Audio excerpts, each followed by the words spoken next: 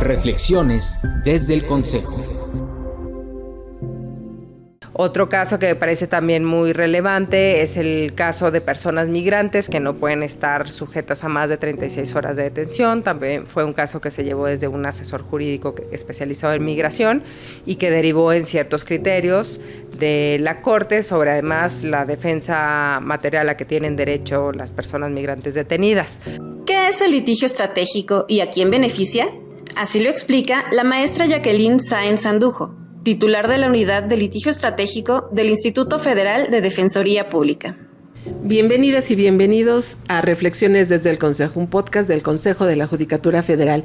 Yo soy Luz María Sánchez y a nombre de la Dirección General de Comunicación Social y Vocería les envío un cordial saludo en esta que es ya la tercera temporada de este podcast. Ya lo saben, nos pueden seguir por Spotify y también por YouTube.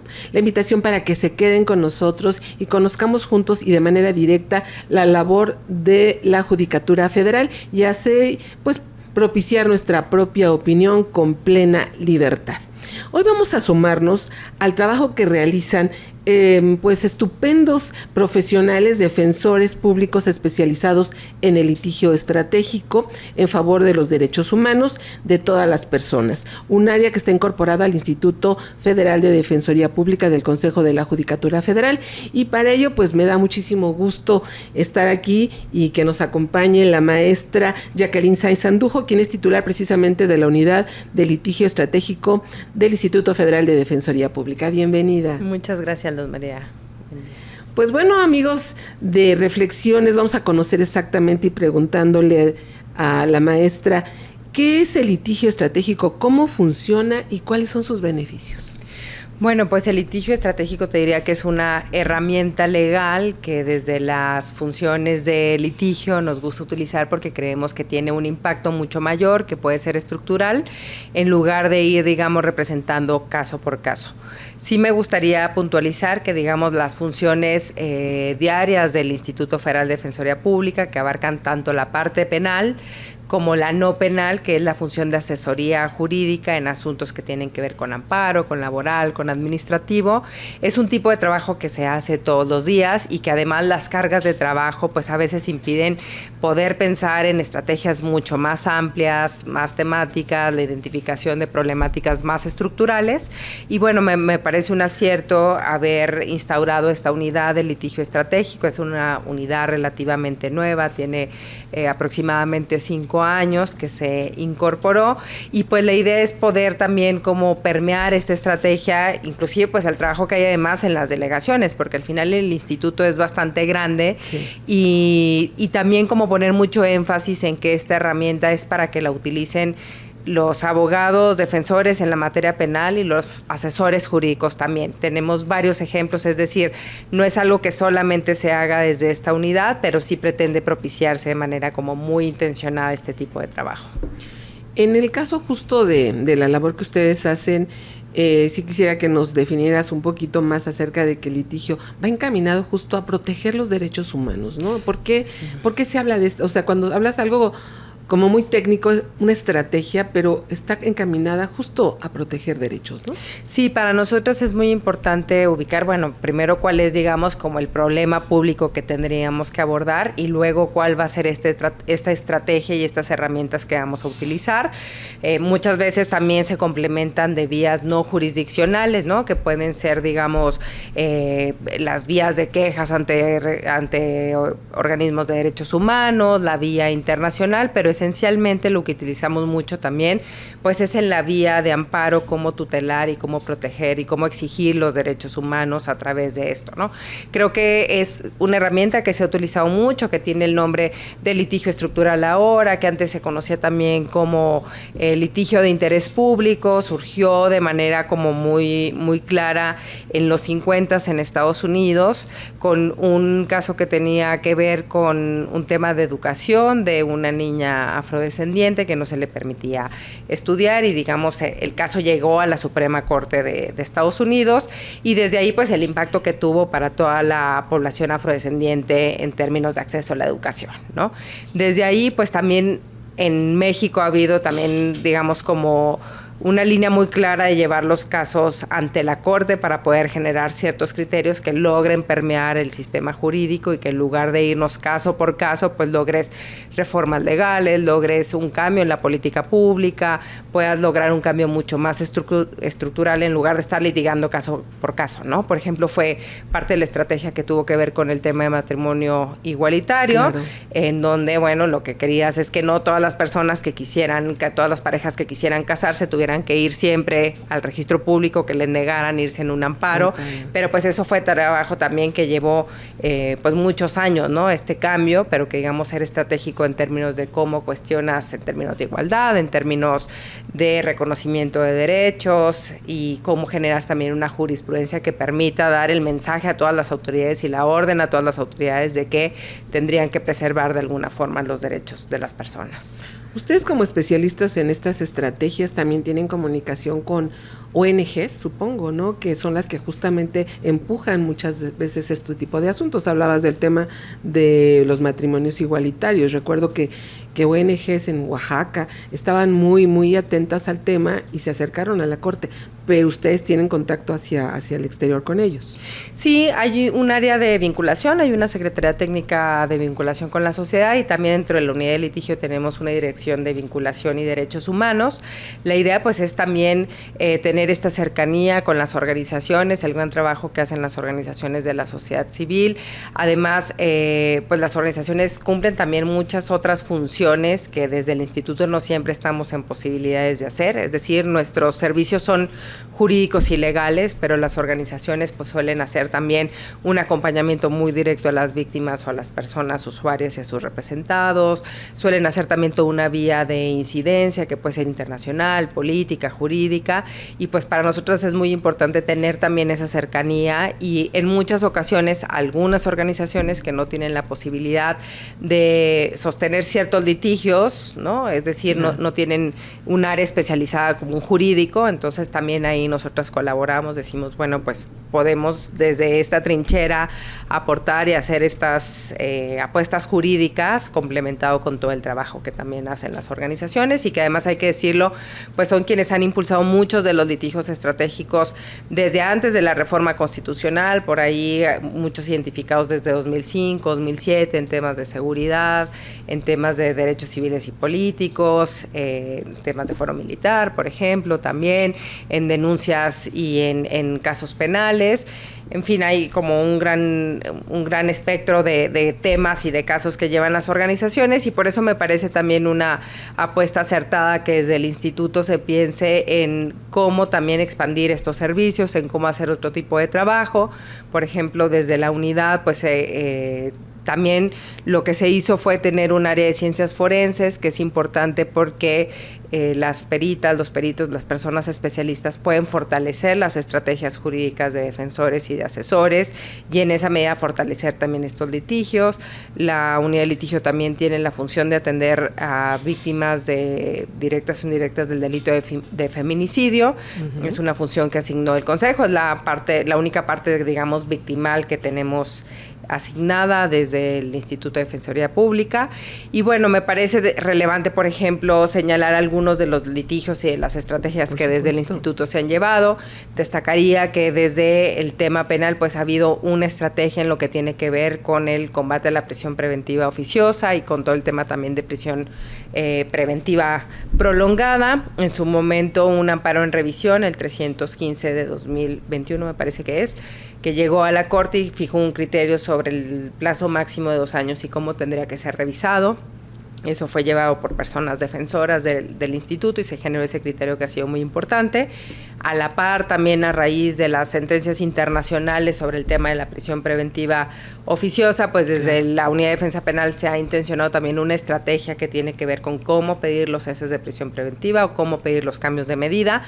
Y te diría que eso va en 2 vías, ¿no? Por un lado, generar ciertos criterios en los circuitos sobre cómo tendría que estarse atendiendo el problema, pero también a veces es la suma de estos casos los que te permiten también ir teniendo como una radiografía mayor, ¿no? Puede ir en dos sentidos. Otro caso que me parece también muy relevante es el caso de personas migrantes que no pueden estar sujetas a más de 36 horas de detención. También fue un caso que se llevó desde un asesor jurídico especializado en migración y que derivó en ciertos criterios de la Corte sobre además la defensa material a que tienen derecho las personas migrantes detenidas. También recientemente desde la unidad pues ha habido una intención de abordar el tema de los campamentos en Ciudad de México para las personas migrantes, claro, y todo lo que tiene que ver con pues vida digna, acceso a servicios, acceso también a una cierta calidad migratoria. Y ahí, digamos, me parece que es un muy buen ejemplo de litigio estratégico porque, bueno, en los campamentos viven muchas personas en movilidad que están esperando su cita para acudir a Estados Unidos, claro, y entonces sí se vuelve imposible ir una persona por una persona promoviendo un amparo por dos motivos, porque son muy grandes los campamentos o los albergues en donde están, más bien los campamentos, y también porque por el tema de movilidad, pues a veces van transitando a lo largo del territorio. En esa medida, digamos, por interés jurídico, por interés legítimo del propio instituto, presentamos estas demandas y nos permite también ir accionando pues ciertos cambios, ir exigiendo en la vía legal, claro, cambios sobre su condición, ¿no? Justo ahí es donde entraría esta parte de ir incidiendo en las políticas públicas, porque el mismo Instituto de Migración ha retomado pues todas estas reclamos que son vía amparo para mejorar los derechos humanos de ellos, ¿no? Sí, y me parece que ahí también luego las vías de cumplimiento pues se vuelven todo un reto. Me parece que un ejemplo también, digamos, pues exitoso y que me gustaría compartir es todo lo que tuvo que ver con la estrategia de las leyes de responsabilidad patrimonial del Estado como una vía para exigir reparaciones. Digamos, el problema que se detectó fue que muchas personas bajo ciertas características y condiciones que habían sido condenadas injustamente y querían acceder a una vía de reparación, pues no estaba, por ejemplo, la vía legal en lo local de estas leyes que tuvieron que haber sido emitidas hace 20 años. Se detectó ese problema, se hizo una estrategia de presentar amparos por omisión legislativa para exigir a los estados que se emitieran esas leyes y esa regulación. Y bueno, pues estos amparos finalmente derivaron en la gran mayoría de los casos en la implementación de esas leyes en los estados, eso como una parte más estructural, más genérica, y a la par se ha tratado de ubicar casos de personas condenadas injustamente o bajo violaciones a derechos humanos y que posteriormente son liberadas para seguir una vía de responsabilidad patrimonial y avanzar, digamos, en esos criterios y en esos temas de responsabilidad. Entonces sí puede ser como muy amplio el abordaje desde el litigio estratégico y pues siempre implica también pensar cuál es el problema, cuál podría ser la solución. Algún amigo me decía alguna vez que a veces inclusive perdiendo se gana, es decir, a veces también, aunque en el litigio pueden oírte también, pues te ayuda a revolucionar un poco las discusiones, la agenda pública, colocar ciertos temas, ¿no? Entonces, claro, también tiene distintas aproximaciones, yo diría siempre dependiendo de a quiénes va dirigido y quiénes son las personas usuarias. Lo importante justamente es que la ciudadanía, el justiciable, sepa que tiene esta posibilidad que es totalmente gratuita, amigos, este servicio que presta el Instituto Federal de Defensoría Pública vía ustedes como especialistas, ¿no? Hay un caso también en específico, a ver si tú me puedes un poco ahí ordenar la idea, de este amparo, el amparo buscador justamente para las madres buscadoras. ¿Ustedes tienen algo que ver en ello para poderlas acompañar en un momento dado para que pues no sea una sola o por separado, sino que en conjunto puedan pues demandar que las apoyen, que las ayuden a buscar a sus seres queridos? Sí, me parece muy importante la puntualización. La verdad es que sabiendo que la desaparición forzada es una grave violación a derechos humanos y que mucho también tiene su base en la parte, digamos, victimal de acceso a las carpetas de investigación y el seguimiento, que es la parte que el instituto no presta servicios de asesoría jurídica victimal, pero sí podría prestar, revisando caso por caso, pues estos servicios más vía amparo, ¿no? Entonces creo que siempre se pueden acercar las personas tanto aquí a las oficinas centrales, que estamos en Bucareli 22 y 24 en la Colonia Centro, en la Ciudad de México, pero también en cada uno de los estados hay delegaciones del instituto en donde siempre está el primer contacto, donde pueden acudir a pedir, digamos, un servicio. La persona que les atiende tendrá que definir si es competencia o no del instituto, un poco, digamos, si está en el ámbito federal o en el ámbito local y si tiene que ver con materias que le toca atender al instituto, pero siempre tendrán una asesoría, una orientación y bueno, esperamos también una representación, ¿no? Claro, lo importante es eso, ¿no? Que existe este primer punto de encuentro cuando la gente se encuentra totalmente desorientada, ¿qué voy a hacer? Pueden acudir y aquí ya les van a dar alguna, pues un camino para acá o para allá, te podemos ayudar, te podemos acompañar, o hay otras instancias en donde ustedes pueden seguir su defensa, ¿no? Por supuesto. Pues también hay un tema, creo, ya lo mencionábamos, creo que fuera de micrófono, el tema aquí en la Ciudad de México. ¿Cómo se resolvió este asunto en donde una persona con discapacidad solicitó, pues ahora sí que la justicia federal para que su acceso fuera lo más fluido? ¿Cómo operaron ustedes? ¿Cómo los apoyaron? ¿Cómo lo apoyaron? Sí, me gustaría aclarar que dentro de esta asesoría jurídica federal, que es la atención de los casos no penales en materia federal, se ha optado también por tener lo que le llaman la asesoría jurídica especializada, que tiene que ver con la materia laboral, por un lado, y también por privilegiando las materias de discapacidad y migración. Entonces, desde el instituto se tienen 2 abogadas en las oficinas centrales especializadas en el tema de discapacidad, que pues también pretende dar una atención mucho más especializada y por supuesto también la posibilidad de desarrollar una agenda más amplia en estos temas.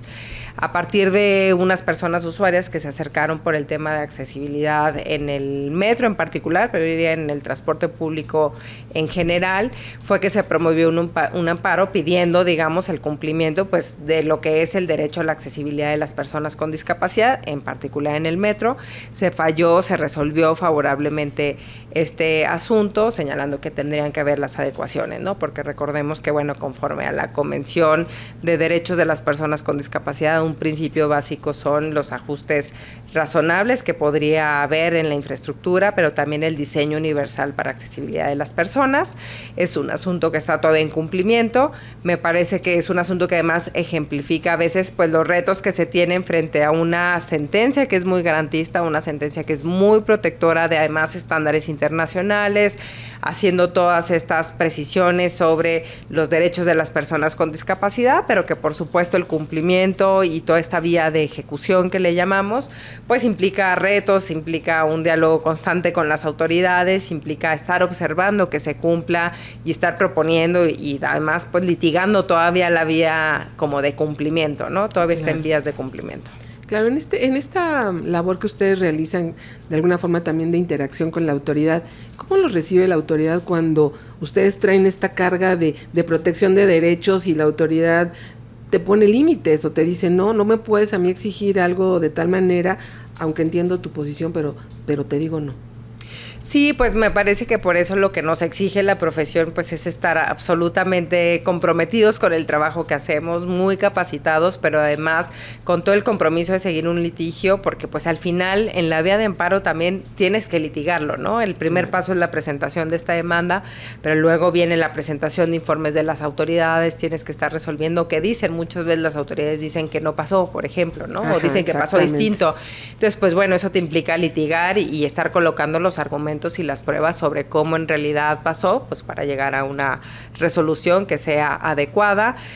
Siempre habrá autoridades que de manera más favorable respondan, acepten, inclusive bajo los mismos supuestos. Por ejemplo, en esta estrategia amplia de omisiones legislativas en los casos de responsabilidad patrimonial del Estado, pues tenemos autoridades que aceptaron, digamos, la omisión y que además hicieron esfuerzos por dar cumplimiento de manera muy apresurada, al punto que digamos en algunos pues ya no fue necesario llevar toda esta vía de cumplimiento, lo hicieron. Entendieron y cumplieron, ¿no? Y otras que pues bueno, lo estuvieron litigando, estuvieron todo el tiempo diciendo, bueno, ustedes, ¿por qué no hay, por ejemplo, no hay legitimación del instituto para estarlo reclamando? Una vez con la sentencia pues recurrieron, en la vía de cumplimiento tardaron. Muy litigioso el tema. Tenemos entonces distintas posturas, exacto. Claro. Hablabas también de que hay una partecita que ustedes operan también en la orientación, en la parte laboral. por ejemplo, nuestros amigos, supongo que también habrá gente que está por pensionarse o que tiene algún tema ahí con su situación laboral al final de su vida de trabajo. ¿Ustedes cómo les apoyan o cómo utilizan el litigio para irlos acompañando? Sí, por ejemplo, tengo entendido que en el tema, digamos, tanto de apoyos sociales como de pensiones, es una carga, digamos, hay un gran número de casos en el instituto, es algo para lo que la gente recurre mucho, ya sea pensiones que les tocan por el ISSSTE o por el IMSS, y que a veces, digamos, no están de acuerdo en el cálculo que les hacen, no están de acuerdo en el conteo de las semanas, y para todo eso pueden acudir a pedir de entrada una orientación que muy probablemente terminará en un litigio, porque sí es una competencia clave del instituto conocer ese tipo de asuntos, pero también hay, por ejemplo, muchos que tienen que ver con los montos o el acceso a los apoyos del bienestar para personas con discapacidad, para personas adultas mayores. Uh-huh. También eso se litiga mucho desde acá. O sea, sí hay una amplia atención en esos casos y, digamos, eso de entrada, quien necesita el servicio puede acercarse, ¿no? Pues, amigos, estamos platicando con la maestra Jacqueline Sáenz Andujo, titular de la Unidad de Litigio Estratégico, a punto de concluir esta conversación. Hablabas de toda esta labor que tienen, que además lo hacen también con mucha convicción, supongo con mucho ánimo. ¿Cuánta gente está a tu cargo de abogados para poder tratar los temas de litigio? Sí, la unidad es una unidad relativamente pequeña porque solo está en las oficinas centrales. Tenemos 3 direcciones aproximadamente con 6 personas cada una, más un área de peritos que esa es un área grande, son 60 especialistas, somos alrededor de 90 personas en total en esta unidad, pero sí me gustaría destacar que el instituto somos más de 3,000 personas en su totalidad, dividido también en las delegaciones y oficinas centrales. Contamos con más de 800 defensores públicos federales que atienden toda la parte penal en materia federal y también con más de 300 personas asesoras jurídicas que atienden la parte no penal, ¿no? Entonces sí es un equipo pareciera amplio, pero que distribuido a lo largo de la República y que además distribuido por los temas y demás, pues siempre la carga es fuerte. Sí hay una necesidad, me parece siempre, de reforzar las defensorías públicas, por supuesto, las federales y las locales, por supuesto, y que digamos es una agenda importante porque me parece que lo que te ayuda es a igualar las asimetrías que tienen las personas para enfrentar, digamos, exitosamente los problemas legales a los que se presentan, ¿no? El costo de los litigios privados es un costo alto que tienen que asumir las personas y que cuando no tienes esos recursos, pues implica, digamos, un desbalance absoluto e inclusive la imposibilidad de acceder a esos servicios. Me parece que lo han delineado muy bien quienes han estudiado el tema de las defensorías, que al final sí tiene un sentido social absolutamente de igualar esas desigualdades y de hacer realidad y efectivo el acceso a la justicia, ¿no? No solo como una proclama que decimos así siempre, sino que efectivamente tengas esos servicios de calidad. Pues ya estamos cerrando, no sé si tengas algún contacto para poderle decir a nuestros amigos que puedan buscar en sus delegaciones en cualquier entidad de la República aquí en el centro. Uh-huh. Y para ir cerrando, ¿con qué quisieras agregar aparte de regalarnos estos datos? Bueno, diría que las puertas están abiertas al público, que siempre es muy importante pues buscar estos apoyos y estos servicios legales, que me parece que es una función absolutamente importante en términos de justicia.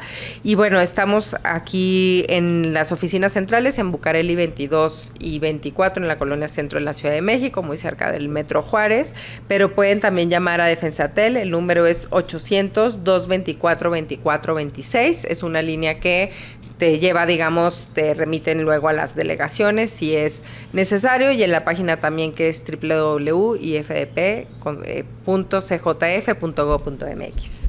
Pues así concluimos, amigos. Muchísimas gracias a la maestra Jacqueline Sáenz Andujo por regalarnos estos minutos y conocer un poco de lo que se hace en la Defensoría Pública en esta parte tan importante que es el litigio estratégico. Muchas gracias, Luzma. Gracias a todos los que nos escuchan. Amigos y amigas, pues así concluimos este episodio de Reflexiones desde el Consejo. Ya lo saben, un podcast que pueden encontrar en Spotify, en el canal CJF Informa, también ahora en YouTube. La invitación para que nos sigan también en todas las redes sociales del Consejo de la Judicatura Federal. Y si les gustó este episodio, compártanlo, platíquenlo, hablemos de los temas con información verídica. Gracias por acompañarnos. Hasta la próxima. Reflexiones desde el Consejo.